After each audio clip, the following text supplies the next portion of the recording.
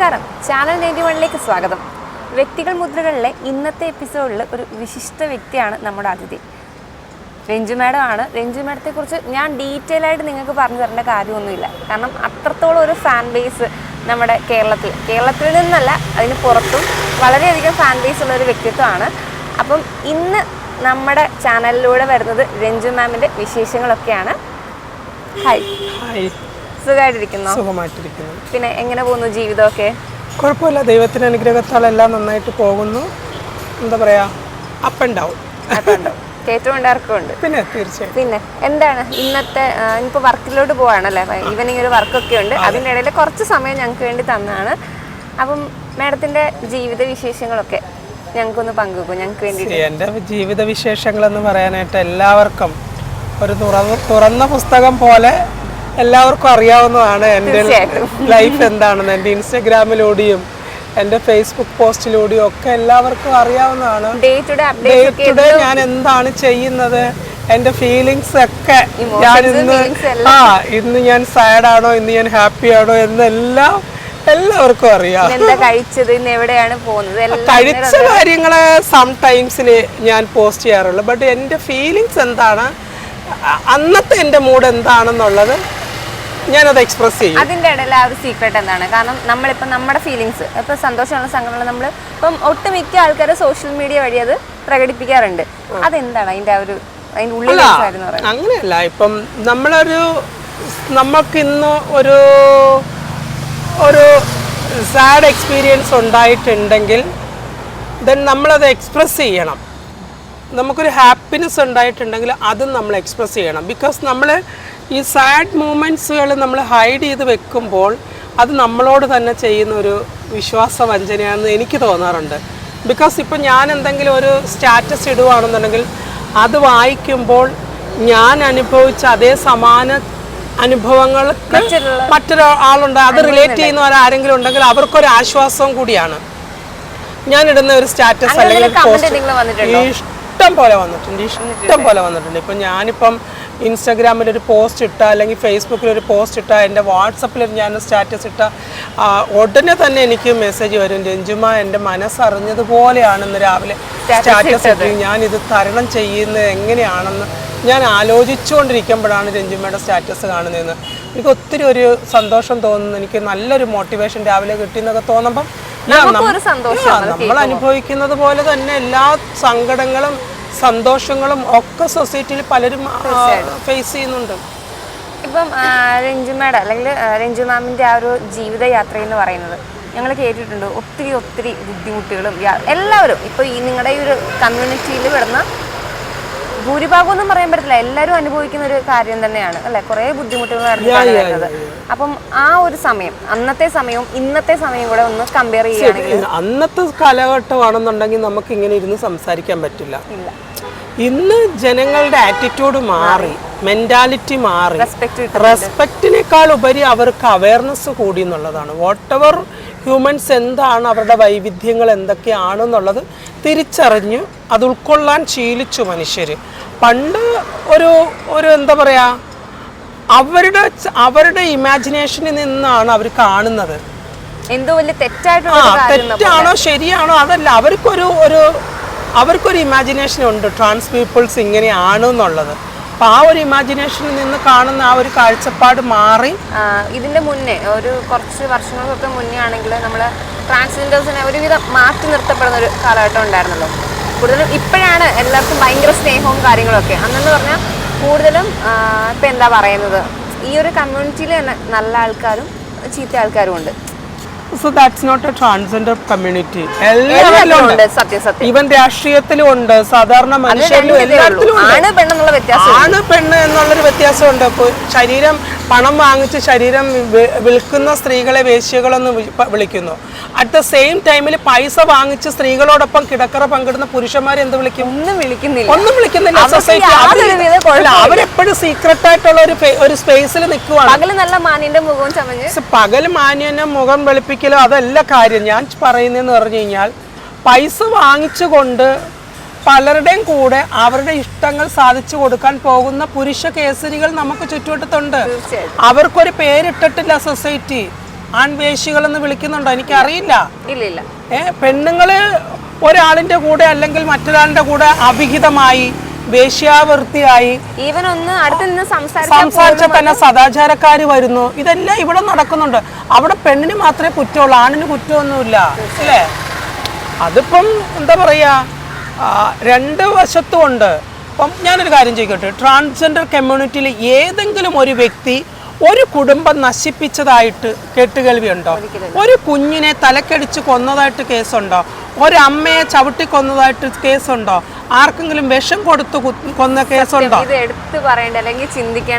ഉണ്ടോ? ഇല്ല. At the same ടൈമിൽ ഈ സദാചാരം പറയുന്നവരുടെ കുടുംബങ്ങളിലേക്ക് ചെന്ന് നോക്ക്. സ്വന്തം അമ്മയെ പീഡിപ്പിച്ച മക്കളുണ്ട് നമ്മുടെ സൊസൈറ്റിയിൽ. സ്വന്തം സഹോദരിയെ ലഹരി മരുന്ന് കഴിച്ചു വന്നിട്ട് പീഡിപ്പിച്ച് ഗർഭിണിയാക്കിയ ആണുങ്ങളുണ്ട് നമ്മുടെ ചുറ്റുവട്ടത്ത്. സ്വന്തം കുഞ്ഞിനെ തലക്കടിച്ചു കൊന്ന അമ്മമാരുണ്ട്. സ്വന്തം ഭർത്താവിന് ഉറക്കഗുളിയെ കൊടുത്തിട്ട് അടുക്കള വാതിൽ തുറന്നു കൊടുക്കുന്ന ഭാര്യമാരുണ്ട് ഇല്ലേ? ഈ സൊസൈറ്റിയിലുണ്ട്. ഇതെല്ലാം നിലനിൽക്കവെയാണ് ട്രാൻസ്ജെൻഡർ കമ്മ്യൂണിറ്റികൾ അങ്ങനെയാണ് ഇങ്ങനെയാണ് എന്ന് പറയുന്നത്. ഒരു യോഗ്യതയില്ല.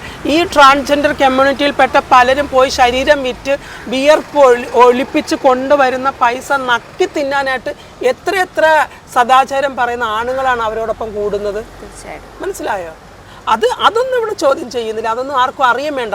എന്തെങ്കിലും ഒരു ഇമോഷണലി ഒരു പോസ്റ്റ് ഇടുകയോ അല്ലെങ്കിൽ അവളൊന്ന് പൊട്ടിക്കരയുകയോ ചെയ്താൽ നിന്റെ കയ്യിലിരിപ്പ് കൊണ്ടല്ലേ നിനക്കിത് സംഭവിച്ചത്. ഇറ്റ്സ് ഓക്കെ, നമ്മുടെ കയ്യിലിരിപ്പ് കൊണ്ട് തന്നെയാണ്. എന്തെങ്കിലും ഉണ്ടായാൽ തന്നെ അല്ലെങ്കിൽ അവളുടെ വേഷവിധാനം കൊണ്ടാണ് അല്ലെങ്കിൽ അവൾ നടക്കുന്ന നടപ്പ് കൊണ്ടാണ്, ജസ്റ്റ് ഒന്ന് ഫോൺ ചെയ്ത് പോയാൽ പോലും പറയുന്നത് വേറെയാണ്. സോ വാട്ട് എവർ, നമ്മൾ ഇതിനെയൊന്നും മൈൻഡ് ചെയ്യാതിരിക്കുക എന്നുള്ളതാണ്. ഈ ഭൂമി എനിക്കും കൂടി ഉള്ളതാണ് എന്നുള്ള തിരിച്ചറിവാണ് എന്നെ ഇവിടെ ഇരുത്തിയിരിക്കുന്നത്. ഇപ്പം നമ്മൾ രണ്ടുപേരും കൂടി സംസാരിക്കുന്നത് ഈ ഭൂമിയിൽ ഒരിടം എൻ്റെതും കൂടിയാണ്. ഞാൻ അതിൻ്റെ അവകാശിയാണ്. മനസ്സിലായ?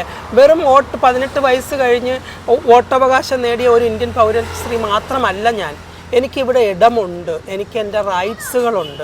അത് തിരിച്ചറിഞ്ഞ വ്യക്തിയാണ്. ജനനം മുതൽ മരണം വരെ നമുക്കിവിടെ നമ്മുടേതായ തീർച്ചയായിട്ടും നമ്മളിപ്പം ജനിക്കുന്നു മരിക്കുന്നു അതിനിടയിൽ എങ്ങനെയുള്ള ജീവിക്കുന്നു എന്നുള്ളതേ ഉള്ളൂ.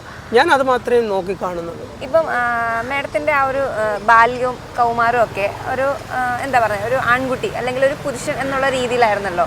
അപ്പം ആ ഒരു ജേണിയിലൂടെയും കടന്നു പോയിട്ടുണ്ട്. ഈവൻ ഇപ്പോൾ നിൽക്കുന്ന ഈ ഒരു സിറ്റുവേഷൻ ആസ് എ ലേഡി. അപ്പം ഈ രണ്ട് അന്നത്തെ കാലഘട്ടത്തിൽ എന്ന് പറയുമ്പോൾ ഒരു മെയിൽ ബോഡിയിൽ ജീവിക്കുന്ന ഒരു സ്ത്രീ ആയിരുന്നു ഞാൻ. ആ സമയത്ത് ചില ഇമോഷണലി വരുന്ന പ്രോബ്ലംസുകളും എനിക്ക് ഹാൻഡിൽ ചെയ്യാൻ പറ്റുമായിരുന്നു. ഇതാണ് എൻ്റെ അടുത്ത ചോദ്യം. കാരണം എനിക്ക് ഹാൻഡിൽ ചെയ്യാൻ പറ്റും. ഇമോഷണലി എന്നെ മെൻ്റലി ആരെങ്കിലും ഹരാസ് ചെയ്താൽ, മെൻ്റലി ടോർച്ചർ ചെയ്താൽ, ഫിസിക്കലി അബ്യൂസ് ചെയ്താലൊക്കെ അതിനെ ഓവർകം ചെയ്യാൻ ഉള്ള ഒരു ശക്തി എന്നിലുണ്ടായിരുന്നു. ബട്ട് ഞാൻ എൻ്റെ ഹോർമോൺ ട്രീറ്റ്മെൻറ്റുകൾ സ്റ്റാർട്ട് ചെയ്ത് എൻ്റെ സർജറികളെല്ലാം കഴിഞ്ഞു.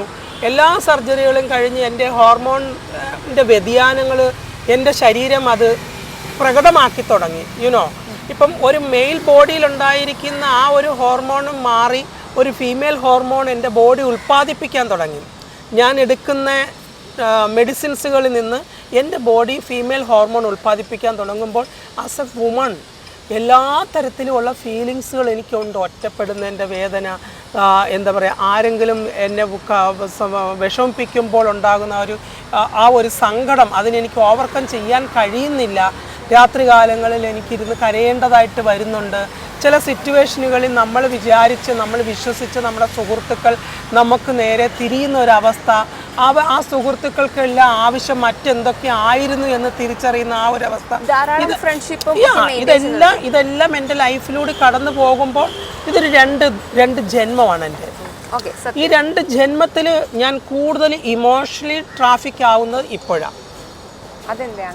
ആസ് എ ഫീമെയിൽ എൻ്റെ ബോഡി അത് കംപ്ലീറ്റ്ലി അക്സെപ്റ്റ് ചെയ്തു കഴിഞ്ഞു.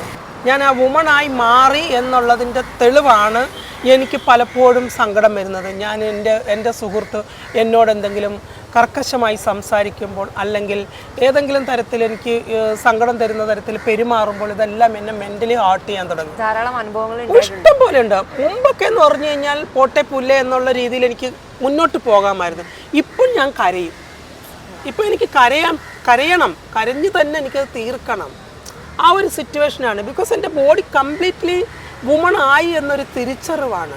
അങ്ങേയറ്റം ആഗ്രഹിക്കുന്ന ഒരു കാര്യമാണ് ഒരു കുഞ്ഞിന് ജന്മം നൽകുക, ഫീഡ് ചെയ്യുക, ഇങ്ങനെയുള്ള കാര്യങ്ങളൊക്കെ. കുഞ്ഞിന് ഫീഡ് ചെയ്തില്ല എങ്കിലും, കുഞ്ഞിനെ പ്രസവിക്കാൻ കഴിഞ്ഞില്ല എങ്കിലും ഇതെല്ലാം ഞാൻ ചെയ്യുന്നുണ്ട്. അങ്ങനെ ഒരു ആഗ്രഹം തോന്നിയിട്ടുണ്ടോ? തീർച്ചയായിട്ടും തോന്നിയിട്ടുണ്ട്. ചില കുഞ്ഞുങ്ങൾ, അതായത് ഈ ഹോസ്പിറ്റലിലൊക്കെ പോകുമ്പം പ്രസവിച്ച് ഒരാഴ്ച 2 ആഴ്ചയൊക്കെ ആയ കുട്ടികളെ അവിടെ കൊണ്ടുവരുമല്ലോ. അപ്പോൾ ഈ അമ്മമാരിങ്ങനെ കരയുമ്പോൾ ഞാൻ അതിനെ എടുക്കും. ഞാൻ അതിനെ എടുത്ത് ഇങ്ങനെ തട്ടി നിൽക്കുമ്പോൾ പെട്ടെന്ന് അതിൻ്റെ കരച്ചിൽ മാറും. ആ കരച്ചിൽ മാറുമ്പോൾ അതിൻ്റെ ഞാനിങ്ങനെ എൻ്റെ മാറത്തോട്ട് ഇങ്ങനെ ചേർന്ന് കിടക്കുമ്പോൾ ആ കുഞ്ഞിൻ്റെ അമ്മയുടെ മാറത്താണ് ചാഞ്ഞ് കിടക്കുന്നതെന്നുള്ള ഒരു ഫീലിങ്സ് ആ കുഞ്ഞിൻ്റെ ഉള്ളിലുണ്ടാകുമായിരിക്കുമല്ലോ. അതൊരു പ്രൊട്ടക്ഷനായിട്ട് ആ കുഞ്ഞ് കണ്ടിട്ട് എന്നെ ചേർത്ത് പിടിക്കുന്ന പക്ഷെ ആ കുഞ്ഞിനെ പറിച്ച് അങ്ങോട്ട് കൊടുക്കുമ്പോൾ എൻ്റെ ഉള്ളിലുള്ള ഒരു വേദന, അതൊരിക്കലും അത് പറഞ്ഞാൽ ആർക്കും അത് മനസ്സിലാവില്ല. ഇതൊക്കെ നിൻ്റെ വെറും വേഷം കെട്ടലുകളാണെന്ന് മനുഷ്യർക്ക് പറയാം. ഇറ്റ്സ് ഓക്കെ, മനുഷ്യർ വ്യത്യസ്തരാണ്, അവരെന്ത് വേണമെങ്കിലും പറഞ്ഞിട്ടെ. ഇപ്പം ഈ ഒരു ഐഡന്റിറ്റി, ഞാൻ ഇങ്ങനെയാണ് എന്നൊരു ഐഡന്റിറ്റി തിരിച്ചറിഞ്ഞ സമയമുണ്ടല്ലോ, റിയലൈസ് ചെയ്തൊരു സമയം, അത് ഏതൊരു ടൈമായിരുന്നു? 5 വയസ്സ്. 5 വയസ്സ്? 5 വയസ്സുള്ളപ്പോൾ ഞാൻ എൻ്റെ അമ്മയോട് റിവീൽ ചെയ്തു, അമ്മ ഞാൻ പെണ്ണാണ്, ചേച്ചിക്ക് ഡ്രസ്സ് എടുക്കുന്നത് പോലെ തന്നെയുള്ള ഡ്രസ്സ് എനിക്ക് എടുത്താൽ മതി, ഞാൻ പെൺകുട്ടിയാണെന്ന്. എനിക്കത് തീർച്ചയായിട്ടും എൻ്റെ അമ്മ ഇപ്പോഴും പറയും, കുഞ്ഞുനാള് മുതലേ എന്നോട് പറയും ഞാൻ പെണ്ണാണെന്ന് പറയും. അങ്ങനെയൊക്കെ ഒരുങ്ങിയൊക്കെ നടക്കുകയൊക്കെ ചെയ്യാറുണ്ടോ? തീർച്ചയായിട്ടും എൻ്റെ അമ്മ എന്നെ ഒരുക്കി തന്നെയാണ് നടത്തുന്നത്. ചെറുതിലേ തൊട്ടേ അമ്മയുടെയും ഫാമിലിയുടെ സപ്പോർട്ട് ഉണ്ടായിരുന്നു. എല്ലാവർക്കും കിട്ടാത്തൊരു കാര്യമാണ് അതല്ലേ? അപ്പൊ എങ്ങനെ ആ 5 വയസ്സെന്നൊക്കെ പറയുമ്പോൾ പേടി പ്രായമല്ലേ? അല്ല, അന്നത്തെ കാലഘട്ടത്തിൽ എൻ്റെ അമ്മ വിചാരിച്ചത് ഒരു കുഞ്ഞിന്റെ തമാശയായിട്ടാണ് കരുതിയത്. കുറേ വളരും തോറും വീട്ടുകാർക്ക് തന്നെ മനസ്സിലായി. പിന്നെ എന്നിൽ തന്നെ ഞാനൊരു ചേഞ്ച് കൊണ്ടുവരാൻ ശ്രമിച്ചു.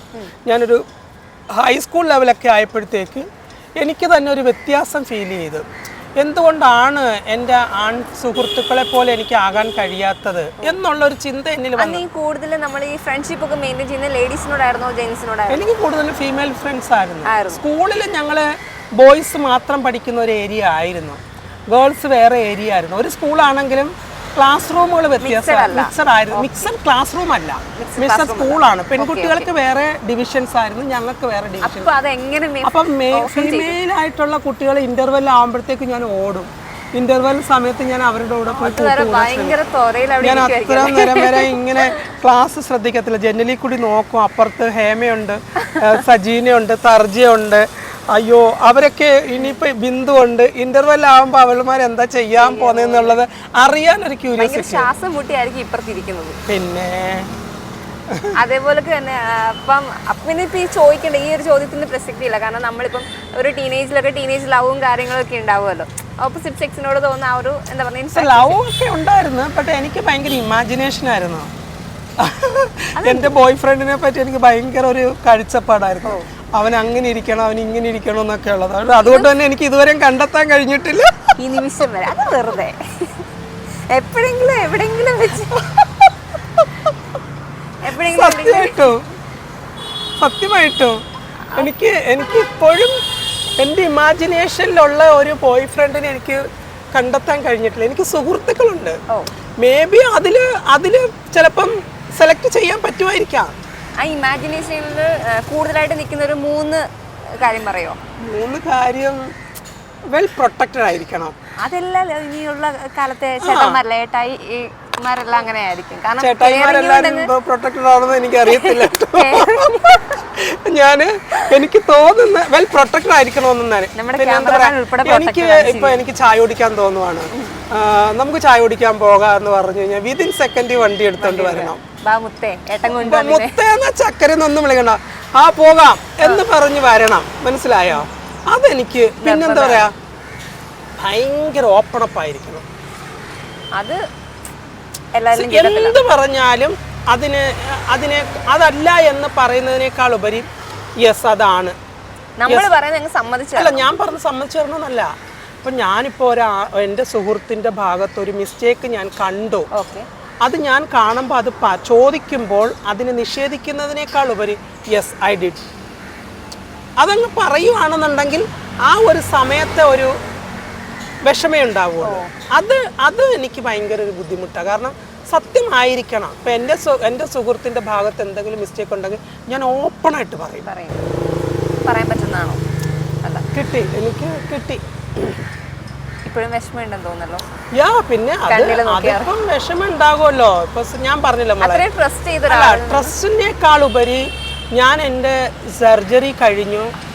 ഇപ്പം ഞാൻ അത്രയും കാലം വരെ എൻ്റെ ബോഡിയിലുള്ള ആ മെയിൽ ഹോർമോണിനെ ഞാൻ ഇല്ലാണ്ടാക്കുകയാണ്. ടാബ്ലറ്റുകൾ എടുത്ത് ഹോർമോണിൻ്റെ പുറത്ത് മാത്രം ജീവിക്കുന്ന ഒരു സ്ത്രീയാണ് ഞാൻ. മനസ്സിലായോ? എന്നെ ഇമോഷണലി അറ്റാക്ക് ചെയ്യുന്ന പല സന്ദർഭങ്ങളും എൻ്റെ ലൈഫിലൂടെ കടന്നു പോയിട്ടുണ്ട്. ഇമോഷണലി ഞാൻ തകർന്ന് തരിപ്പണമായ ഒരു അവസ്ഥകൾ എൻ്റെ ലൈഫിലുണ്ടായിട്ടുണ്ട്. അത് കഴിഞ്ഞു, അത് സംഭവിച്ചു കഴിഞ്ഞു. ഇനി അതിനെപ്പറ്റി പറഞ്ഞിട്ടോ അതിനെപ്പറ്റി ഓർത്തിട്ടോ കാര്യമില്ല. ആ ഒരു ചാപ്റ്റർ ഞാൻ പഠിച്ചു, ഞാൻ എക്സാം എഴുതി, ഞാൻ ഡിസ്റ്റിങ്ഷനോടുകൂടി പാസ്സായി. അതേപോലെ ഞാൻ കേട്ടിട്ടുണ്ടായിരുന്നു സർജറി ടൈമിൽ എപ്പോഴും കൂടെ നിന്നത് സൂര്യമായിരുന്നു എന്നുള്ളത്. നിങ്ങൾ തമ്മിൽ അത്രയ്ക്കും ഡീപ്പ് റിലേഷൻഷിപ്പ് ആയിരുന്നു. എൻ്റെ മകളാണ് സൂര്യ, എൻ്റെ മകളാണ്. എന്നെ സർജറിക്ക് കൊണ്ടുപോകുമ്പം ഒരു കുഞ്ഞിനെ എങ്ങനെയാണ് പരിപാലിക്കുന്നത് എന്നതുപോലെ എൻ്റെ അപ്പി വരെ കഴുകി തന്ന് എന്നെ ഹോസ്പിറ്റലിൽ നിന്ന് കൊണ്ടുവന്ന് എന്നെ കുളിപ്പിച്ച് ഒരുക്കി വൃത്തിയാക്കി കിടത്തുന്നത് സൂര്യയുടെ ഡ്യൂട്ടി ആയിരുന്നു. സൂര്യ മാത്രമല്ല, വീട്ടിൽ വന്ന് 5 ദിവസം കഴിഞ്ഞ് വീട്ടിൽ വന്നതിന് ശേഷം ആ ഡ്യൂട്ടി ജാനകി ഏറ്റെടുത്ത്. സൂര്യയുടെ മകളാണ്, എൻ്റെ കൊച്ചുമകളാണ്.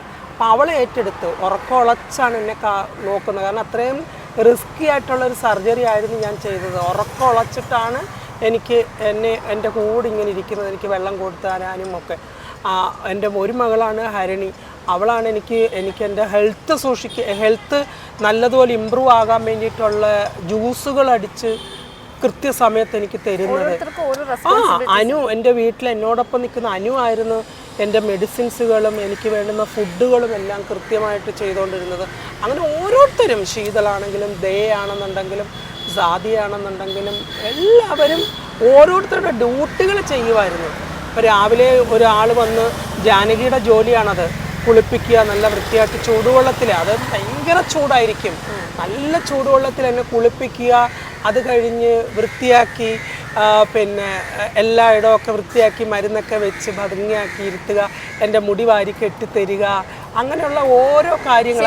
ഈ പ്രസവിച്ച് കഴിഞ്ഞ ഒരു പെൺകുട്ടിയെ എങ്ങനെ പ്രസവിച്ച് കിടക്കുന്ന ഒരു പെൺകുട്ടിയെ എങ്ങനെ കെയർ ചെയ്യണം. നമ്മുടെ കുഞ്ഞാണ് നമ്മുടെ ബോഡിയിൽ പുതുതായിട്ട് ഉത്ഭവിച്ച് വന്നിരിക്കുന്ന നമ്മുടെ സ്ത്രീത്വം. അതിനെ താലോലിച്ച് കൊണ്ടുപോവുക എന്നുള്ളത്. അറ്റ് ദ സെയിം ടൈമിൽ ഈ പ്രസവിച്ച് കിടക്കുന്ന സ്ത്രീയുടെ ഹെൽത്ത് നോക്കുക. ഇത് രണ്ടുമുണ്ട്. അതായത് ഞാൻ എൻ്റെ വെജൈന എന്ന് പറയുന്നതാണ് എൻ്റെ കുഞ്ഞ്. ഞാൻ എന്നിൽ ക്രിയേറ്റ് ചെയ്തെടുത്തിരിക്കുന്ന എൻ്റെ ബോഡിയിൽ, മെയിൽ ബോഡിയിൽ ഡെക്കറേറ്റ് ചെയ്തിരിക്കുന്ന വെജൈനയാണ്. അതിനെ താലോലിച്ച് അതിനൊരു കുഞ്ഞിനെ പോലെ സംരക്ഷിക്കുക. അറ്റ് ദ സെയിം ടൈമിൽ എൻ്റെ ബോഡിക്ക് യാതൊരുവിധ പ്രോബ്ലംസുകളും സംഭവിക്കരുത്. ഫ്യൂച്ചറിൽ എനിക്ക് നല്ല ഹെൽത്തി ആയിട്ട് ഇരിക്കണം. ഇതെല്ലാം ചെയ്യുന്നവരെല്ലാവരും കൂടിയായിരുന്നു. ഈ അമ്മ മകൾ എന്ന് പറഞ്ഞ ആ ഒരു ഇതുണ്ടല്ലോ, അത് അറിയാൻ വയ്യാത്തവരുണ്ട്. അല്ല, ഞങ്ങൾക്കിടയിൽ അമ്മ മകൾ എന്ന് പറയുന്നത് ഒരു കമ്മ്യൂണിറ്റി പരമായിട്ടുള്ള അമ്മ മകൾ ബന്ധമല്ല, ഒരു ആചാരം കാത്തു സൂക്ഷിക്കുന്ന അമ്മ മക്കൾ ബന്ധമല്ല. ഇല്ലില്ല, ഒരിക്കലും അത്തരം ചടങ്ങുകളോ അത്തരം ആചാരങ്ങളോ ഞങ്ങൾ ഫോളോ ചെയ്യുന്നില്ല. ഇവൻ ഞാനാണെങ്കിലും ഹരണിയാണെങ്കിലും സൂര്യയാണെന്നുണ്ടെങ്കിൽ ഞങ്ങളെല്ലാം ഇൻഡിപെൻഡൻ്റ് ആണ്. ദെൻ അവരുടെ ആവശ്യങ്ങൾ എന്താണോ അറിഞ്ഞ് പരസ്പരം അങ്ങോട്ടും ഇങ്ങോട്ടും കൂടെ നിൽക്കുന്നു എന്നുള്ളത് ഒഴിച്ചു കഴിഞ്ഞാൽ ഈ അമ്മ മക്കൾ എന്ന് പറയുന്ന മറ്റ് കമ്മ്യൂണിറ്റികൾ, ട്രാൻസ്ജെൻഡർ കമ്മ്യൂണിറ്റിയിൽ ആചരിച്ചു പോകുന്ന യാതൊരുവിധ കാര്യങ്ങളും നമ്മൾ ഫോളോ ചെയ്യുന്നില്ല. വീഡിയോസ് കണ്ടിട്ടുണ്ടായിരുന്നു ഈ ഇത് സർജറി കഴിയുമ്പോൾ ഉള്ള കുറേ ആചാരങ്ങൾ, അതേപോലെ എന്തൊക്കെയോ. അങ്ങനെയല്ല, എനിക്കിപ്പോൾ എൻ്റെ ബയോളജിക്കലി അമ്മയുണ്ട്. എൻ്റെ അമ്മ എൻ്റെ സർജറി കഴിഞ്ഞ സമയത്ത് വന്ന് ഒരു പെൺകുട്ടി ഋതുമതിയാകുമ്പോൾ ചെയ്യേണ്ട ചടങ്ങുകളുണ്ട്, അതെല്ലാം എൻ്റെ അമ്മ എനിക്ക് ചെയ്തു തന്നു. അതെൻ്റെ അമ്മയുടെ ഡ്യൂട്ടി. ഇപ്പോൾ ഒരു കമ്മ്യൂണിറ്റിയിൽ ഞാനൊരു അമ്മയായിട്ട് കാണുന്നത് രേവതി എന്ന് പറഞ്ഞിട്ടുള്ള എഴുത്തുകാരി രേവതി അമ്മയാണ്. അപ്പോൾ രേവതി അമ്മ എനിക്ക് ലച്ച കെട്ടിത്തന്നു. വീഡിയോ കോളിലൂടെയായിരുന്നു, അമ്മ സ്ഥലത്തില്ലായിരുന്നു. അപ്പം അങ്ങനെ എനിക്കൊരു അമ്മ എന്ന് പറയുന്നൊരു സ്ഥാനം ഞാൻ രേവതി അമ്മയ്ക്ക് കൊടുത്തിട്ടുണ്ട്. എന്നാൽ എൻ്റെ യാതൊരുവിധ ഫ്രീഡത്തിലും ഇടപെടാനോ ഒന്നും വരത്തില്ല, നിർദ്ദേശിക്കാനോ ഒന്നും വരില്ല. What you want you can do എന്നാണ് എല്ലാവരും പറയും. ഇപ്പം ഞാനും പറയുന്ന അതാണ്, നിങ്ങൾക്ക് എന്താണോ നിങ്ങളത് ചെയ്യുക, അതിനപ്പുറത്തേക്ക് യാതൊന്നും നമുക്കുള്ള ഫ്രീഡത്തിൽ ആരും ആ ഒരു ലെവലാണല്ലേ. അതേപോലെ മാഡത്തിൻ്റെ പാഷൻ അല്ലെങ്കിൽ പ്രൊഫഷനിലേക്ക് തിരിഞ്ഞു നോക്കുകയാണെങ്കിൽ മേക്കപ്പ് ആർട്ടിസ്റ്റാണ്, അതിലേക്കുള്ളൊരു തുടക്കം എങ്ങനെയായിരുന്നു? ആക്സിഡൻ്റലി വഴിതെറ്റി വന്നൊരു മേക്കപ്പ് ആർട്ടിസ്റ്റാണ് ഞാൻ. ജീവിക്കാനായിട്ട് ഒരു ഗതിയും ഇല്ലാതിരുന്ന ഈ എറണാകുളം ജില്ലയിൽ ഞാൻ വന്ന സമയത്ത് പല പല പല പല മേഖലകളിലൂടെ എനിക്ക് സഞ്ചരിക്കേണ്ടി വന്നിട്ടുണ്ട്. അവസാനം ദൈവം എന്ന് പറഞ്ഞൊരു അദൃശ്യ ശക്തി എന്നെ പൊക്കിയെടുത്ത് കൊണ്ടുവന്നിട്ട ഒരു സ്ഥലമാണ് മേക്കപ്പ് എന്ന് പറയുന്ന ലോകം. അതിന് ഞാനിവിടെ അടുക്കളപ്പണി ചെയ്തിട്ടുണ്ട്. TV പ്രഭാകരൻ എന്ന് പറയുന്ന അഡ്വക്കേറ്റിൻ്റെ വീട്ടിൽ അടുക്കളപ്പണി ചെയ്തിട്ടുണ്ട്, ബുക്ക് സെയിൽ ചെയ്തിട്ടുണ്ട്, തട്ടുകടയിൽ ജോലി ചെയ്തിട്ടുണ്ട്, വാർക്കപ്പണിക്ക് പോയിട്ടുണ്ട്. അങ്ങനെ ഓരോ മേഖലകളും എനിക്ക് പാഠങ്ങളാണ്. അതെല്ലാം എൻ്റെ പാഠങ്ങളാണ്. ഇപ്പോഴും എനിക്ക് അത്തരം ഒരു മേഖലയിലേക്ക് പോയി കഴിഞ്ഞാൽ അവിടെ ഉണ്ടാകുന്ന ബുദ്ധിമുട്ടുകളെക്കുറിച്ച് ഓർത്ത് എനിക്ക് വിഷമമില്ല. എനിക്ക് അനുഭവം ഉള്ളതുകൊണ്ട് എനിക്കതൊരു വിഷയമല്ല. അതുകൊണ്ട് എനിക്കിപ്പം ഞാൻ ജീവിക്കുന്ന ഈ ഒരു ചുറ്റുവട്ടത്ത് നിന്ന് താഴത്തേക്ക് പോകേണ്ടി വരുന്ന ഒരു സാഹചര്യം വന്നാലും അപ്പം ഈ ഒരു മേക്കപ്പിന്റെ ലോകത്തേക്ക് വന്നു, എവിടെയെങ്കിലും പഠിക്കാൻ ചേരുവോ? എനിക്ക് അങ്ങനെയുള്ള യാതൊരുവിധ അറിവുമില്ല. എനിക്ക് അങ്ങനെ ഒന്നും ചെയ്യാൻ പറ്റിയിട്ടില്ല. ഒരു 10 ഇയേഴ്സോളം ഞാൻ തന്നെ സ്ട്രഗിൾ ചെയ്ത് ഒറ്റയ്ക്ക്. എനിക്ക് ഒരു ഗുരുവില്ലാതെ ഞാൻ തന്നെ ഞാൻ വീണെടുത്തുനിന്ന് എഴുന്നേറ്റ് എൻ്റെ മുട്ട തുടച്ച്, വീണ്ടും വീണെടുത്തുനിന്ന് വീണ്ടും എൻ്റെ കൈമുട്ട് തുടച്ച്, വീണ്ടും ഞാൻ വീണെടുത്തുനിന്ന് എൻ്റെ തലയിലെ പരിക്ക് ഞാൻ മാറ്റി, അങ്ങനെ നമ്പർ 1 മേക്കപ്പ് ആർട്ടിസ്റ്റ് ആയിട്ട് ഇന്ന് നിൽക്കുകയാണ്. ഐ ഡോണ്ട് നോ വൈ ഞാനൊരു നമ്പർ 1 മേക്കപ്പ് ആർട്ടിസ്റ്റ് ആണ് എന്ന് ഞാൻ ഇല്ലല്ല. സോ കേരളത്തിലെ മേക്കപ്പ് ആർട്ടിസ്റ്റുകൾ each and every one very talented ആണ്. എന്ത് തന്നെയാണെങ്കിലും ഇപ്പോൾ സിനി ഫീൽഡിലാണെങ്കിൽ പോലും മിക്ക സെലിബ്രിറ്റീസും എനിക്ക് തോന്നുന്നു കൂടുതൽ പ്രിഫർ ചെയ്യുന്ന ഒരു വ്യക്തിത്വം ചെയ്തിരുന്ന കാലഘട്ടം ഉണ്ട്. ഇപ്പോൾ കാലം മാറുമ്പോൾ കോലം മാറുമല്ലോ എന്നതുപോലെ ഇപ്പോൾ ഞാൻ ഫോക്കസ് ചെയ്യുന്നത് എൻ്റെ അക്കാഡമി, എൻ്റെ സലൂൺ, എൻ്റെ ദുബായിലത്തെ ബിസിനസ്, എൻ്റെ ഫാമിലി, എൻ്റെ സന്തോഷങ്ങൾ, ഇതാണ് ഞാനിപ്പോൾ ഫോക്കസ് ചെയ്യുന്നത്. ഇതിനിടയിൽ വരുന്നതിനെ എല്ലാം ഒരു ബോണസ് ആയിട്ടാണ് ഞാൻ കാണുന്നത്. അതേപോലെ തന്നെ ധാരാളം അവാർഡുകളൊക്കെ കിട്ടിയിട്ടുണ്ട്. അതിൽ ഏറ്റവും എന്താ പറയുന്നത് മോസ്റ്റ് വാല്യുബിൾ എന്നൊക്കെ പറയത്തില്ലേ ഒരു മൊമെന്റ് അവാർഡ് കിട്ടുന്ന കാര്യത്തിൽ? ഓരോ അവാർഡുകൾക്കും അതിൻ്റെതായിട്ടുള്ള വാല്യൂ ഉണ്ട്. ആദ്യം കിട്ടിയത് എനിക്ക് തോന്നുന്നു പ്രവാസി മലയാളി അസോസിയേഷൻ്റെ 2009-ലോ 10-ലോ കണ്ട് എനിക്കൊരു അവാർഡ് കിട്ടിയിട്ടുണ്ടായിരുന്നു. അവിടെ മുതലാണ് ഇങ്ങോട്ട് അവാർഡ് കിട്ടാൻ തുടങ്ങിയത്. ഇപ്പം ബിസിനസ്സും കാര്യങ്ങളൊക്കെ ആയിട്ട് ഭയങ്കര തിരക്കിലും ഒക്കെയാണ്. സോഷ്യൽ മീഡിയയിലും അതുപോലെ തന്നെ ആക്റ്റീവാണ്.